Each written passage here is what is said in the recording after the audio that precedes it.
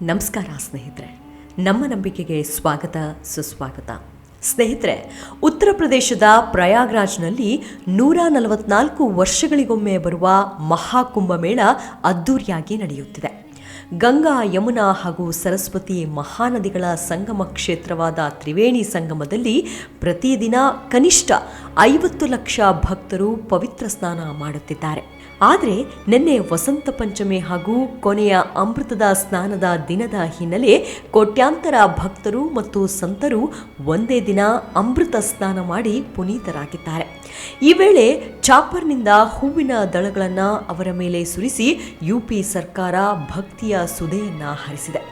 ಸರ್ಕಾರದ ಆದೇಶದ ಮೇರೆಗೆ ಐರಾವತ ಘಾಟ್, ಆರೈಲ್ ಘಾಟ್, ಸರಸ್ವತಿ ಘಾಟ್ ಮತ್ತು ನಾಗವಾಸುಕಿ ದೇವಸ್ಥಾನದ ಪ್ರದೇಶಗಳಲ್ಲಿ ಭಕ್ತರ ಮೇಲೆ ಹೂವಿನ ದಳಗಳನ್ನು ಸುರಿಸಲಾಗಿದೆ.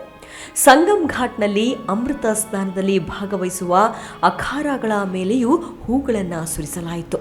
ಸ್ನೇಹಿತರೆ, ಮಕರ ಸಂಕ್ರಾಂತಿಯ ದಿನ ಮೊದಲ ಶಾಹಿ ಸ್ನಾನ ನಡೆದಿತ್ತು. ಜನವರಿ 29ರಂದು ಮೌನಿ ಅಮಾವಾಸ್ಯೆಯ ದಿನ ಎರಡನೇ ಶಾಹಿ ಸ್ನಾನ ನಡೆದಿದೆ.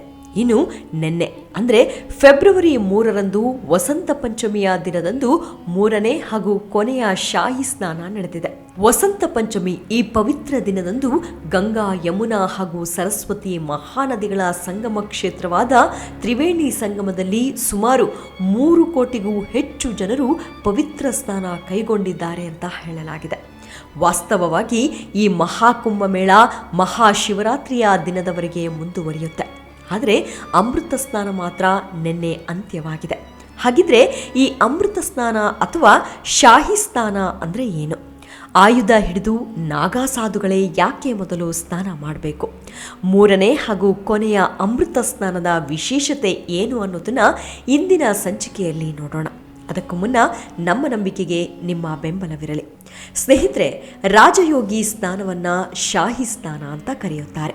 ಅಂದರೆ ನಾಗಾ ಸಾಧುಗಳ ಅಖಾಡಗಳ ತಪಸ್ವಿಗಳು ಮತ್ತು ಸಂತರೇ ಈ ದಿನ ಮೊದಲು ಸ್ನಾನ ಮಾಡುತ್ತಾರೆ. ಅದು ನೋಡುವುದೇ ಒಂದು ಅದ್ಭುತ. 13 ಅಖಾಡಗಳ ಸಾವಿರಾರು ನಾಗಾ ಸಾಧುಗಳು ಆಯುಧ ಹಿಡಿದು ಮೆರವಣಿಗೆ ಹೊರಡುತ್ತಾರೆ. ಭಕ್ತರು ಮೆರವಣಿಗೆಯ ಮಾರ್ಗದಲ್ಲಿ ರಂಗೋಲಿ ಮತ್ತು ಹೂವಿನ ದಳಗಳಿಂದ ಅಲಂಕರಿಸಿರುತ್ತಾರೆ. ಒಂದು ಕೈಯಲ್ಲಿ ಆಯುಧ, ಮತ್ತೊಂದು ಕೈಯಲ್ಲಿ ಕಮಂಡಲ, ಬಿಳಿಲು ಬಿದ್ದ ಜಟಾಜುಟಾಧಾರಿಗಳು, ನಗ್ನ ದೇಹ, ಇಳಿ ಬಿದ್ದ ಗಡ್ಡ, ಮೈತುಂಬ ಭಸ್ಮ. ಸಾವಿರಾರು ಸಾಧುಗಳು ಒಂದೇ ಕಾಲಕ್ಕೆ ಹರ ಹರ ಮಹಾದೇವ, ಗಂಗಾಮಯ್ಯ ಕಿ ಜೈ, ಜೈ ಕಾಲಭೈರವೇಶ್ವರ ಅಂತ ಘೋಷಣೆ ಕೂಗುತ್ತಾ ಗಂಗೆಗೆ ಇಳಿದ್ರೆ ಮೈಯೆಲ್ಲ ರೋಮಾಂಚನವಾಗುತ್ತೆ. ಇದು ನೋಡುವುದೇ ಒಂದು ಸೌಭಾಗ್ಯ. ಹಿಂಡು ಹಿಂಡಾಗಿ ಬರೋ ನಾಗಾ ಸಾಧುಗಳಿಗೆ ಈ ಮಹಾಕುಂಭಮೇಳದಲ್ಲಿ ವಿಶೇಷ ಆದ್ಯತೆ ಇದೆ. ಯಾಕಂದರೆ ಈ ನಾಗಾ ಸಾಧುಗಳ ಪಂಥ ಹುಟ್ಟಿದ್ದೇ ಧರ್ಮ ರಕ್ಷಣೆಗಾಗಿ. ನಿಮಗೆ ಈ ಹಿಂದಿನ ವಿಡಿಯೋದಲ್ಲಿ ಹೇಳಿದಂತೆ ಶಂಕರಾಚಾರ್ಯರು ಶಸ್ತ್ರ ಮತ್ತು ಶಾಸ್ತ್ರ ಎರಡನ್ನೂ ಸಾಧು ಸಂತರಿಗೆ ಎಷ್ಟು ಅನಿವಾರ್ಯ ಅಂತ ಮನಗಂಡು ಇಂಥದೊಂದು ಪಂಥಕ್ಕೆ ನಾಂದಿ ಹಾಡಿದರು. ಅದೆಷ್ಟೋ ಬಾರಿ ಈ ನಾಗಾ ಸಾಧುಗಳು ಯುದ್ಧವನ್ನು ಕೂಡ ಮಾಡಿದ್ರು. ಹೀಗೆ ಧರ್ಮವನ್ನು ರಕ್ಷಿಸುವಾಗ ಸಂಹಾರ ಅನಿವಾರ್ಯವಾಗಿತ್ತು. ಆದರೆ ಆ ಹತ್ಯಾ ಪಾಪದ ಬಗ್ಗೆ ಪ್ರಜ್ಞೆಯೂ ಇತ್ತು. ಹೀಗಾಗಿ ಗಂಗಾ ಸ್ನಾನವು ಆ ಎಲ್ಲ ಪಾಪಗಳನ್ನು ತೊಡೆದು ಹಾಕುತ್ತೆ ಎಂಬುದು ನಂಬಿಕೆಯಾಗಿದೆ. ಈ ಕಾರಣಕ್ಕೆ ಅಮೃತ ಸ್ನಾನದ ದಿನ ಅಖಾಡಗಳಲ್ಲಿ ಆಯುಧ ಹಿಡಿದ ತಪಸ್ವಿಗಳು ಮತ್ತು ಸಂತರಿಗೆ ಮೊದಲ ಆದ್ಯತೆ ನೀಡಲಾಗುತ್ತೆ. ಆಯುಧ ಹಿಡಿದ ತಪಸ್ವಿಗಳು ಮತ್ತು ಸಂತರ ರಾಜಯೋಗಿ ಸ್ನಾನಕ್ಕೆ ಕುಂಭಮೇಳದಲ್ಲಿ ಅತ್ಯಂತ ದೊಡ್ಡ ಆಚರಣೆ ಎಂದು ಪರಿಗಣಿಸಲಾಗಿದೆ. ಮೊದಲು ಸ್ನಾನ ಮಾಡುವ ಯಾವೊಬ್ಬ ಭಕ್ತರು ಕೂಡ ನದಿಗೆ ಇಳಿಯುವಂತಿಲ್ಲ. ಹೀಗಾಗಿ ಇದನ್ನ ರಾಜಯೋಗಿ ಸ್ನಾನ ಅಥವಾ ಶಾಹಿ ಸ್ನಾನ ಅಂತ ಕರೆಯಲಾಗುತ್ತೆ. ಇಂದಿಗೂ ಕೂಡ ಈ ಸಂಪ್ರದಾಯ ಮುಂದುವರೆದುಕೊಂಡು ಬಂದಿದೆ. ನಿನ್ನೆ ವಸಂತ ಪಂಚಮಿಯ ಸ್ನಾನದಲ್ಲೂ ಈ ನಾಗಾ ಸಾಧುಗಳೇ ಕುಂಭ ಸ್ನಾನದ ಪ್ರಮುಖ ಆಕರ್ಷಣೆ ಮತ್ತು ಪುಣ್ಯವಾಗಿತ್ತು. ಮಹಾನಿರ್ವಾಣಿ, ಅಟಲ್, ಜುನ್ನಾ, ನಿರಂಜನಿ ಹೀಗೆ ಒಟ್ಟು 13 ಅಖಾಡಗಳ ನಾಗಾ ಸಾಧುಗಳು ತ್ರಿವೇಣಿ ಸಂಗಮದಲ್ಲಿ ಅಮೃತ ಸ್ನಾನ ಮಾಡಿದ್ರು. ಇನ್ನು ಈ ವಸಂತ ಪಂಚಮಿ ಅಂದ್ರೇನು ಅಂತ ನೋಡೋಣ. ನಾವು ಅಂದರೆ ದಕ್ಷಿಣ ಭಾರತದಲ್ಲಿ ಇದನ್ನ ವಸಂತ ಪಂಚಮಿ ಅಂತ ಕರೆದ್ರೆ, ಉತ್ತರದ ಬಹುತೇಕ ರಾಜ್ಯಗಳಲ್ಲಿ ಬಸಂತ್ ಪಂಚಮಿ ಅಂತಲೂ ಕರೆಯುತ್ತಾರೆ. ಹಿಂದೂ ಧರ್ಮದಲ್ಲಿ ಬಸಂತ ಪಂಚಮಿಯ ದಿನವನ್ನ ಜ್ಞಾನದ ದೇವತೆಯಾದ ತಾಯಿ ಸರಸ್ವತಿಗೆ ಸಮರ್ಪಿಸಲಾಗಿದೆ. ಈ ದಿನದಂದು ಸರಸ್ವತಿ ದೇವಿಯನ್ನು ಸರಿಯಾಗಿ ಪೂಜಿಸಿದರೆ ಶಿಕ್ಷಣ ಕ್ಷೇತ್ರದಲ್ಲಿ ಅಪಾರ ಯಶಸ್ಸು ಸಿಗುತ್ತೆ ಎಂಬುದು ನಮ್ಮ ನಂಬಿಕೆಯಾಗಿದೆ. ಪ್ರತಿ ವರ್ಷ ಮಾಘ ಮಾಸದ ಶುಕ್ಲ ಪಕ್ಷದ 5ನೇ ದಿನದಂದು ಬಸಂತ ಪಂಚಮಿ ಹಬ್ಬವನ್ನು ಆಚರಿಸಲಾಗುತ್ತೆ. ಈ ಬಾರಿ ಮಾಘ ಮಾಸದ ಶುಕ್ಲ ಪಂಚಮಿ ತಿಥಿ ಗ್ರೆಗೋರಿಯನ್ ಅಂದರೆ ಈಗ ನಾವು ಸಾಮಾನ್ಯವಾಗಿ ಬಳಸುವ ಕ್ಯಾಲೆಂಡರ್ ಪ್ರಕಾರ ಫೆಬ್ರವರಿ 2ರಂದು ಬೆಳಗ್ಗೆ 9:14ಕ್ಕೆ ಪ್ರಾರಂಭವಾಗಿದೆ. ಫೆಬ್ರವರಿ 3 ಅಂದರೆ ಮಾರನೇ ದಿನ ಬೆಳಗ್ಗೆ 6:52ಕ್ಕೆ ಈ ವಸಂತ ಪಂಚಮಿ ತಿಥಿ ಕೊನೆಗೊಂಡಿದೆ. ಇನ್ನು ಫೆಬ್ರವರಿ 2ರಂದು ಬಸಂತ ಪಂಚಮಿ ಉಪವಾಸವನ್ನು ಆಚರಿಸಿ ಫೆಬ್ರವರಿ 3ರಂದು ರಾಜಸ್ನಾನ ಮಾಡಲಾಗುತ್ತೆ. ವಾಸ್ತವವಾಗಿ ಬಸಂತ ಪಂಚಮಿ ದಿನದಂದು ಇಡೀ ದಿನ ರಾಜಸ್ನಾನವನ್ನು ತೆಗೆದುಕೊಳ್ಳಬಹುದು. ಆದರೆ ನಾವು ಶಾಹಿ ಸ್ನಾನಕ್ಕೆ ಅತ್ಯಂತ ಮಂಗಳಕರ ಸಮಯ ಅಂತ ನೋಡಿದರೆ ಅದು ಫೆಬ್ರವರಿ 3ರಂದು ಬೆಳಗ್ಗೆ 5:23ರಿಂದ 6:16ರವರೆಗೆ ಇತ್ತು. ಹೀಗಾಗಿ ನಿನ್ನೆ ನಾಗಾಸಾಧುಗಳು ಬೆಳ್ಳಂಬೆಳಗ್ಗೆ ಆಯುಧ ಹಿಡಿದ ಸೈನಿಕರ ಪ್ರವಾಹದಂತೆ ಗಂಗೆಯಲ್ಲಿ ಮಿಂದೆದ್ದರು. ಇನ್ನು ವಾಸ್ತವವಾಗಿ ಬಸಂತ ಪಂಚಮಿ ಹಬ್ಬವನ್ನು ಜ್ಞಾನದ ದೇವತೆಯಾದ ತಾಯಿ ಸರಸ್ವತಿಯ ಜನ್ಮದಿನವಾಗಿ ಆಚರಿಸಲಾಗುತ್ತೆ. ಬಸಂತ ಪಂಚಮಿಯ ದಿನದಂದೇ ಜ್ಞಾನದ ದೇವತೆಯಾದ ತಾಯಿ ಸರಸ್ವತಿ ಕಾಣಿಸಿಕೊಂಡಳು. ಪುರಾಣಗಳ ಪ್ರಕಾರ ಬ್ರಹ್ಮದೇವರು ಇಡೀ ವಿಶ್ವವನ್ನು ರಚಿಸುವಾಗ ಅವನು ಮೊದಲು ಜೀವಿಗಳನ್ನು ಮತ್ತು ಮನುಷ್ಯರನ್ನು ಸೃಷ್ಟಿಸಿದ. ಜೀವಿಗಳು ಮತ್ತು ಮಾನವರ ಸೃಷ್ಟಿಯ ನಂತರವೂ ವಾತಾವರಣ ಯಾಕೋ ಶಾಂತ ಮತ್ತು ಬಣಬಣ ಅನಿಸುತ್ತಂತೆ. ಆಗ ಬ್ರಹ್ಮದೇವರು ಭಗವಾನ್ ವಿಷ್ಣುವಿನ ಅನುಮತಿಯನ್ನ ಪಡೆದು ತನ್ನ ಕಮಂಡಲದಿಂದ ಸ್ವಲ್ಪ ನೀರನ್ನ ಭೂಮಿಯ ಮೇಲೆ ಚಿಮ್ಮುಕಿಸಿದಂತೆ.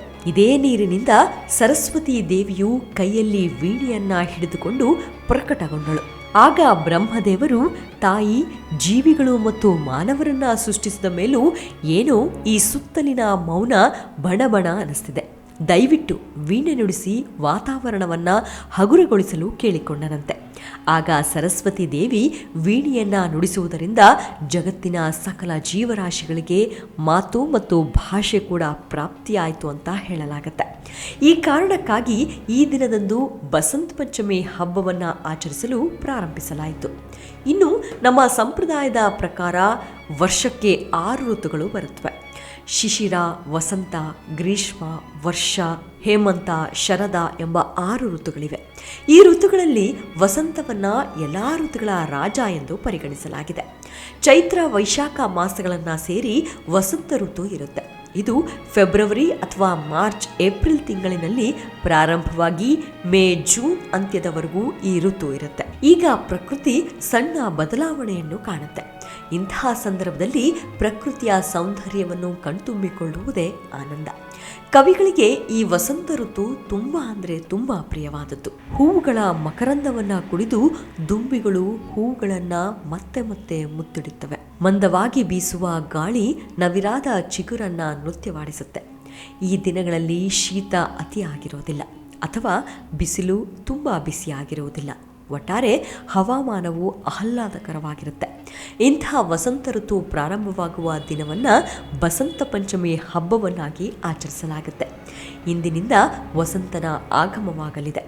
ಇರಲಿ, ಈ ಮಹಾಕುಂಭದ ವಿಚಾರಕ್ಕೆ ಮರಳಿ ಬರೋದಾದರೆ, ನಿನ್ನೆ ಬೆಳಗ್ಗೆ 5 ಗಂಟೆಗೆ ಆರಂಭವಾದ ಅಖಾಡಗಳ ಸ್ನಾನ ಮಧ್ಯಾಹ್ನ 3 ಗಂಟೆಯವರೆಗೂ ನಡೆದಿದೆ.